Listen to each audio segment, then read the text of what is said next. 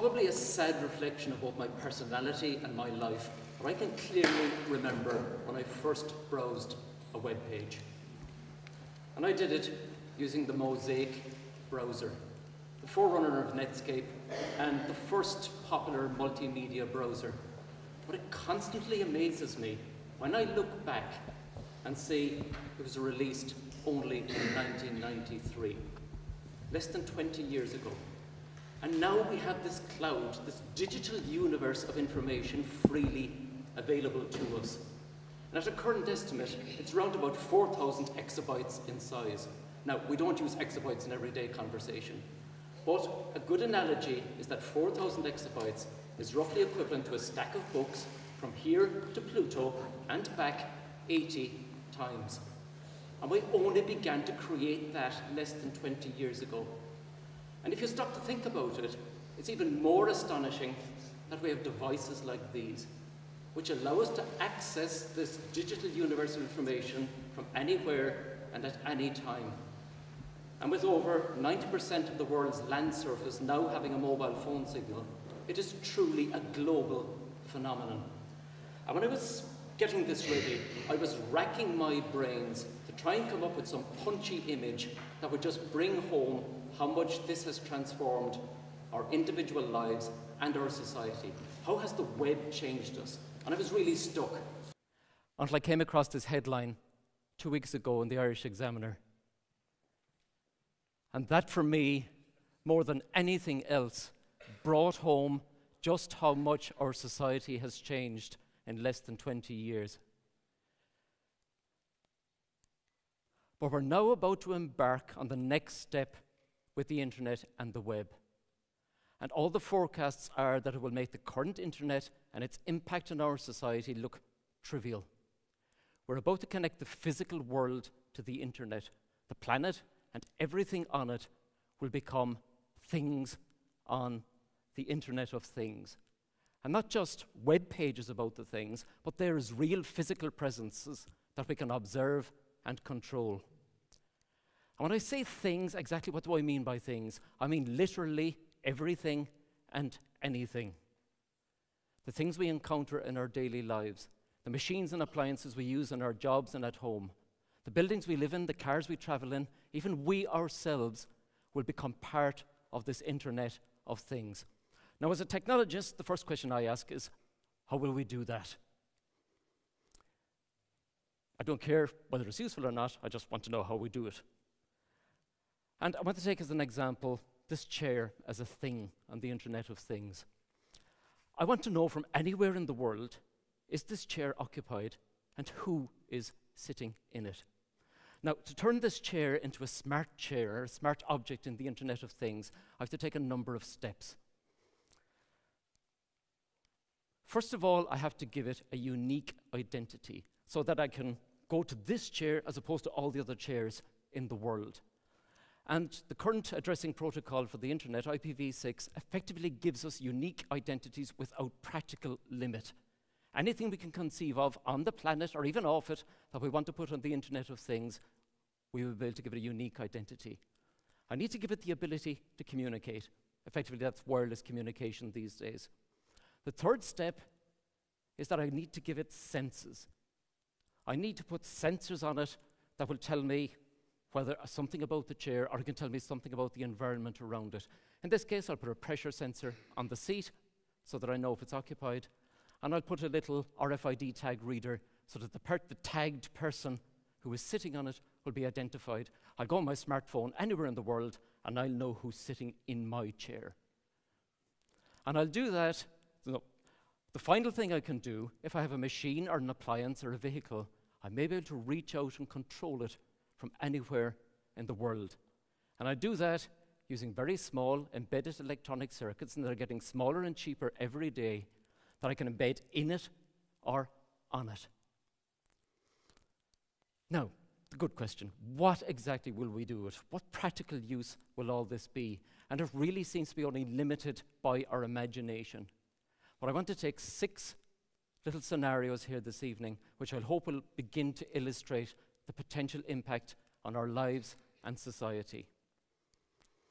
We'll be able to connect with things and learn about things in a completely new way with the Internet of Things. Now, only the true geeks in the audience will recognize what this is, and they're probably too ashamed to admit it. It's a tricorder from the original series of Star Trek. Captain Kirk and the lads could walk up to anything and anybody, point a tricorder, and they'd learn all about it. The physical, chemical composition of what was in front of them. Walk up to the person, their state of health. Were they hostile? Was it life as we knew it, Captain?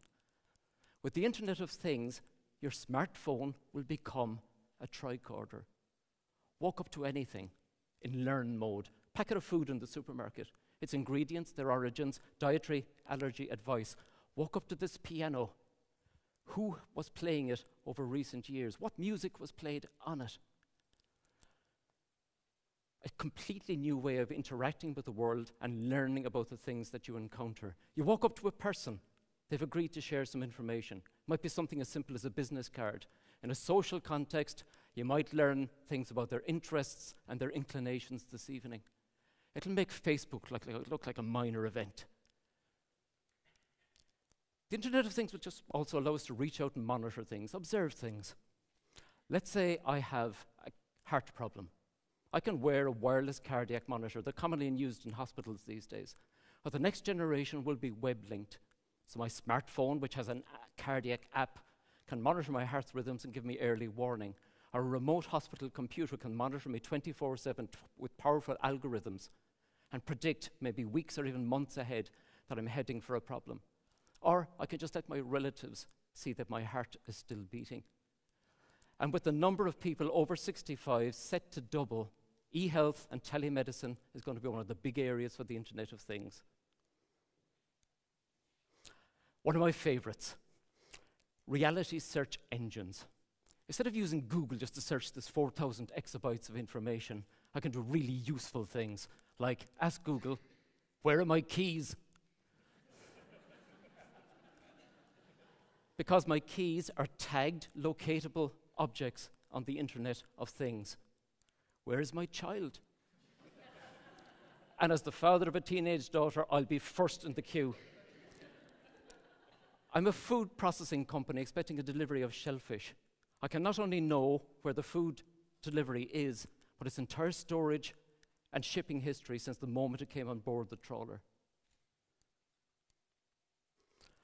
If I know what things are doing, and I can know how things are feeling or their parameters and where they are, I can better manage things. Now, 51% of the world's population now live in cities. And we need a better way to manage our cities, which are quickly becoming many of them mega cities. If I know where vehicles are and where they want to go, if I know where energy is flowing and I can predict where it's energy usage, if I know where the citizens of my smart city are, what they're up to, what their health is, I can better manage traffic and maybe eliminate congestion. I can have better energy efficiency, make better use of renewables. I can look after the individual health, safety, and security of all my citizens. I can also reach out and control things. Now, you might have read about Electric Ireland rolling out a trial of smart meters in Ireland to a few thousand homes. These are meters which communicate between the appliances in your home and the grid. And an example that's commonly used is you put the wash in the washing machine, but you don't decide when it's turned on, the grid does. Now you can say to the grid, I'd like to use green electricity, please. Or you can say to the grid, I don't care what electricity I use as long as it's cheap. But the grid will decide based on balancing the load and on energy efficiency and on using renewables when your wash should actually go on. You sacrifice some of the control we're very, very fond of, but perhaps we can be persuaded to do that in personal interest of getting cheap electricity and in the interests of better society. The current internet is very, very important for gaming, and gaming is one of the big things that happens on the internet. And it will be even bigger on the Internet of Things. This is a screenshot from a company called Layer. You can get the software for your smartphone now. And you can superimpose, using the camera on the smartphone, the game environment on the real world around you. with the Internet of Things, it's not just a picture of what's around you that will be part of the game, but the objects and the people in that environment will become part of the game.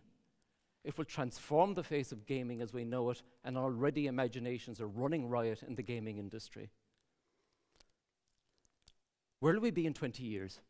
It would be a very, very rash person who would make a concrete prediction. Nobody back in '93 would have predicted the impact of the web on our lives. But the one thing that always hits me is that by 2032, we could individually be in contact with up to 5,000 smart things in our everyday lives. Now that would be truly transformative. Could it bring about a utopia?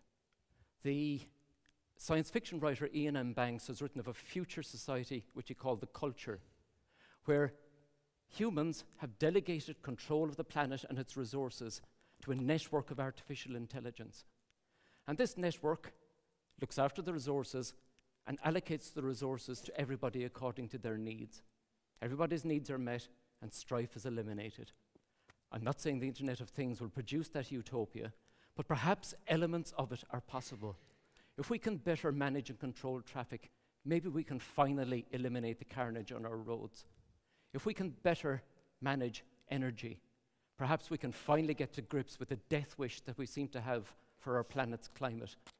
If we can monitor and look after the health of individual citizens, perhaps we can reduce the chaos that seems to be inherent in our health systems, and perhaps the situation where your access to health depends on your income can be eliminated.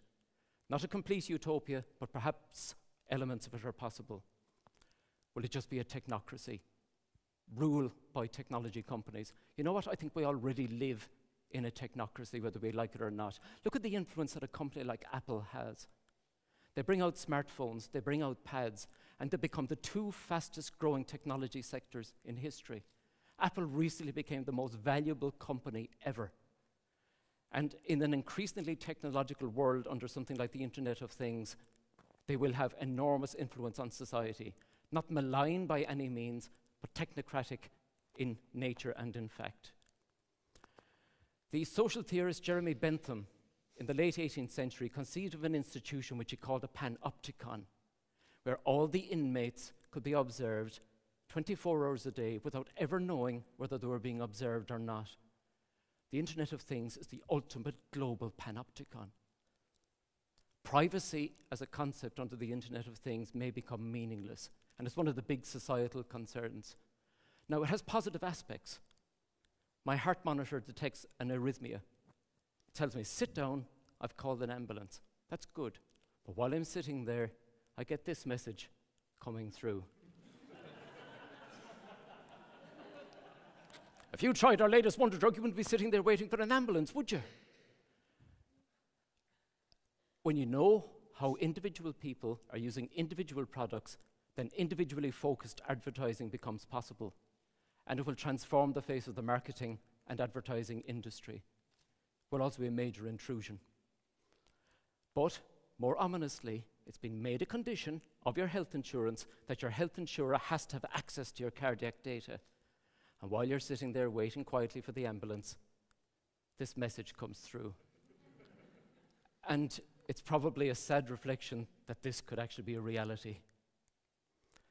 The Internet of Things has also been termed a potential weapon of mass disruption. We've seen the damage that viruses, trojans, and worms can do on the current Internet. If our energy systems, safety and security, transport and health systems are all part of one big worldwide web, the possibilities for terrorism and hacking are magnified almost beyond belief. Already researchers have hacked into pacemakers, insulin pumps, cars, smart meters. You'll have read about the worm that attacked the Iranian nuclear plant. Security under the Internet of Things has been called a shocking vulnerability. But it's also a major opportunity for the security software industry.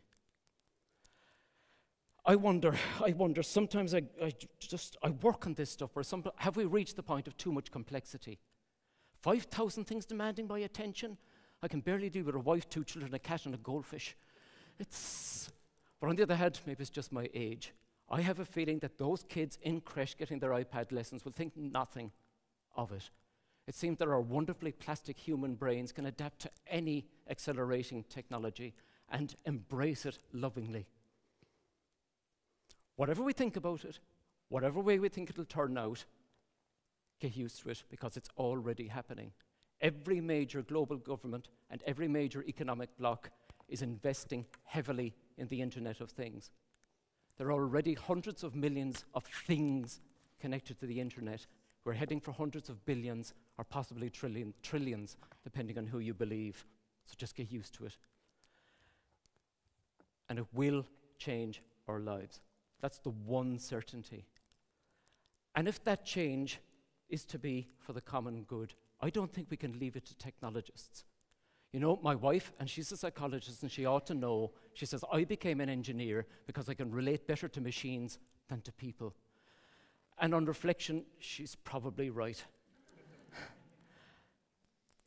If this Internet of Things is to be for the common good, we need the input and the support of people in the human and social sciences. We need ordinary people to join with us to make it for the good of society and the good of individuals. There's a pyramid that's used in information science. At the bottom you have data, and there will be a tremendous amount of data in the Internet of Things. It'll make the 4,000 exabytes look like a drop in the ocean, and it's a big opportunity for the data management industry. We can use data mining to extract information. We can use knowledge engineering to extract knowledge. But if we want to put the final cap on that pyramid, and that cap is wisdom, then I think we can only do that if we create this Internet of Things future by working together. Thank you very much.